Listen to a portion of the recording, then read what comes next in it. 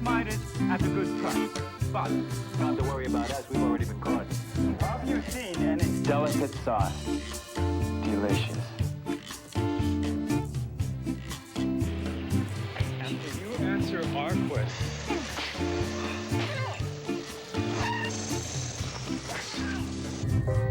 Golden Valley, the only microwave. Do you know? Confucius say nuggets of wisdom are never as tasty as these. I don't know, again, what order you're watching these stories. If you are watching them, thank you very much for watching.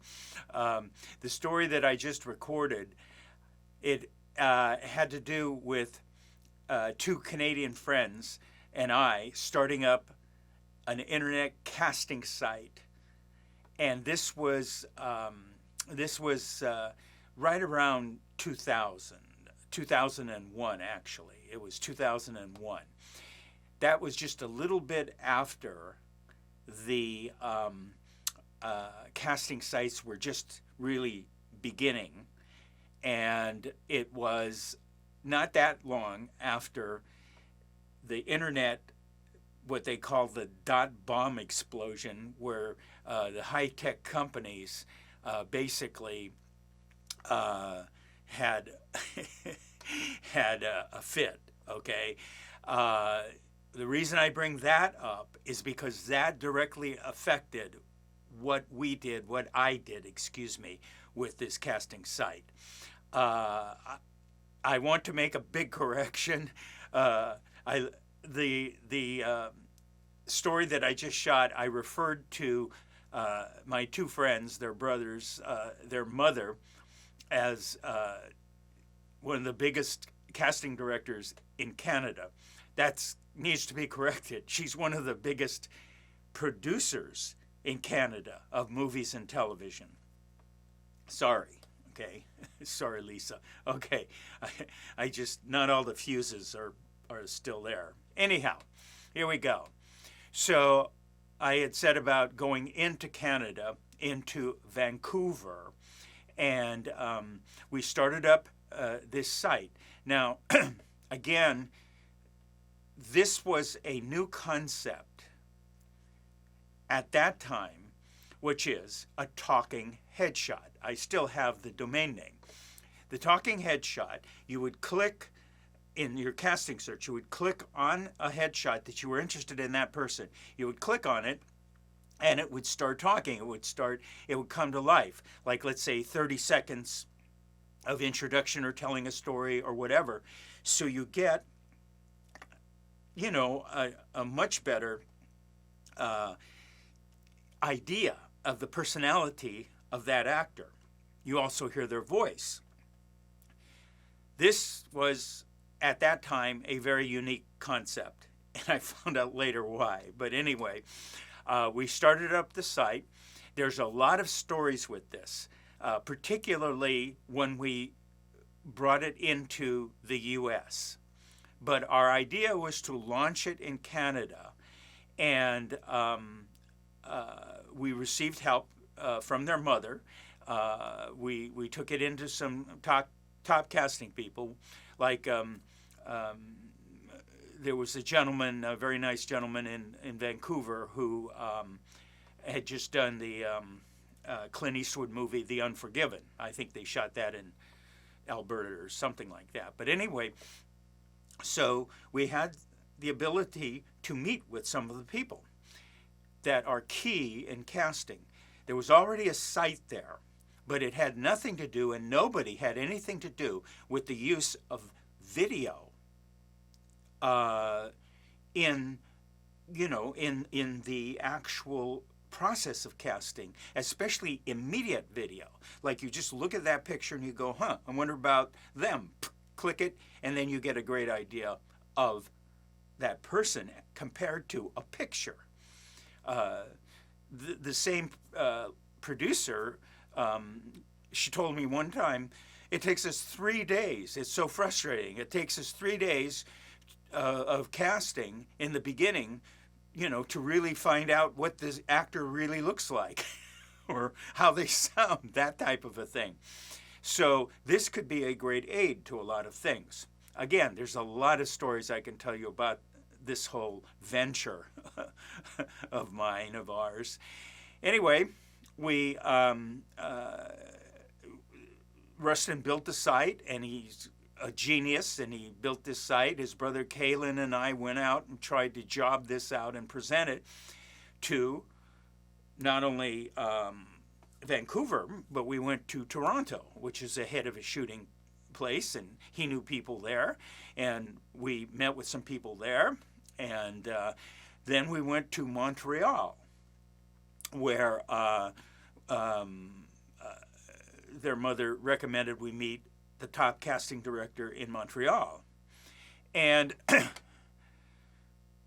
we took this, and initially, of course, it was, wow, this is neat. This is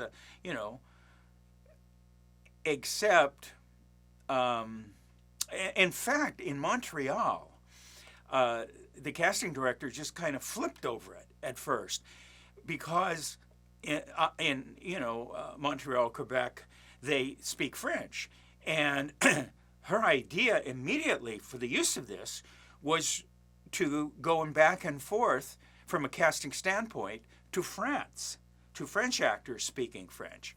So she just loved this idea, okay? And again, no one else is presenting this kind of thing.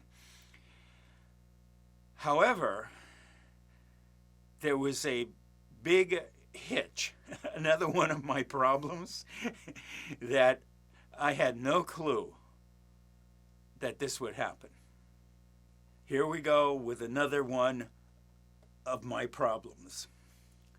I mentioned to you that there was what they call the dot-com bust in the late 90s. And now, looking back at it, from my still ignorant point of view, because I had nothing, I never wanted to use a computer, okay? The first time I, piddled with a keyboard was like in the mid-90s, or 94, I think it was, or something. I just really resisted that whole thing. Many people in showbiz, right? They were not computer people at all, let's talk over lunch. We're those kind of people. Now this whole thing's boing and everything, and what happened? What happened to that? Oh, it's a glitch. What is a glitch? Okay. So anyway, computer dummy, right? This is a big mistake I made. I got into a business that the casting, the acting, that's fine.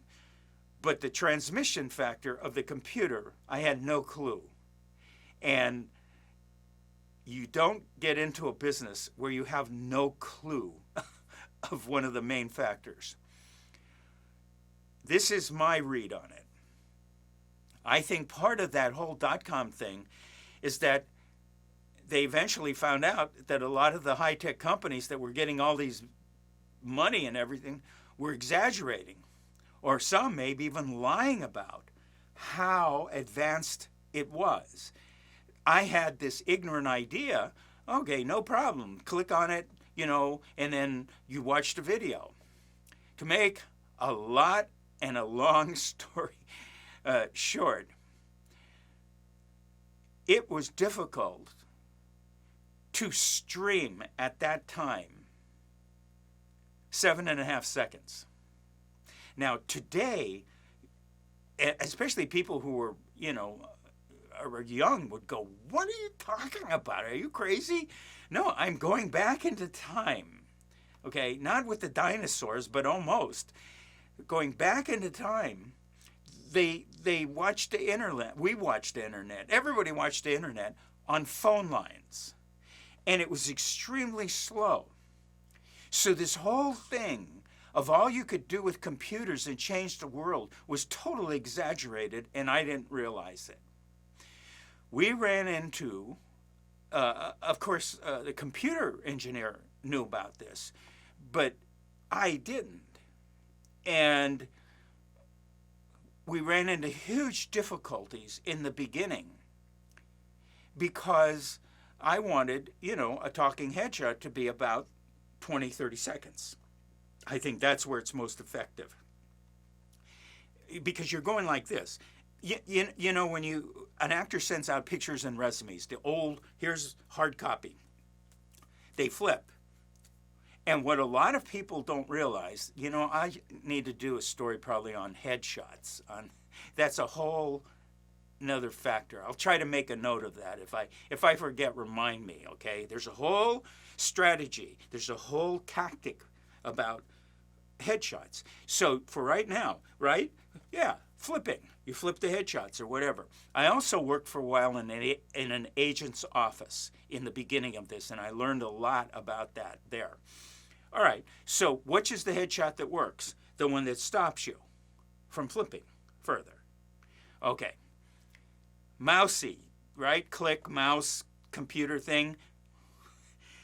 All right. No, right?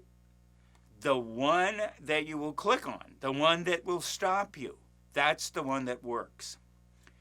And at this time, right, in about 2001, the technology wasn't there. I mean, it would take hours of discussions to go into this. I was basically, I'll call it this, maybe I'm not trying to be arrogant. I was ahead, way ahead, was way ahead of its time. Now, if you're interested, I'll tell you some stories. How does that relate to you? Well, how does the internet relate to you? If you're an actor, how does online sites relate to you?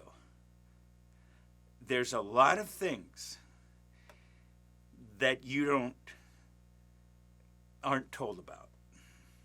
Anyway, I want to move on to some more stories.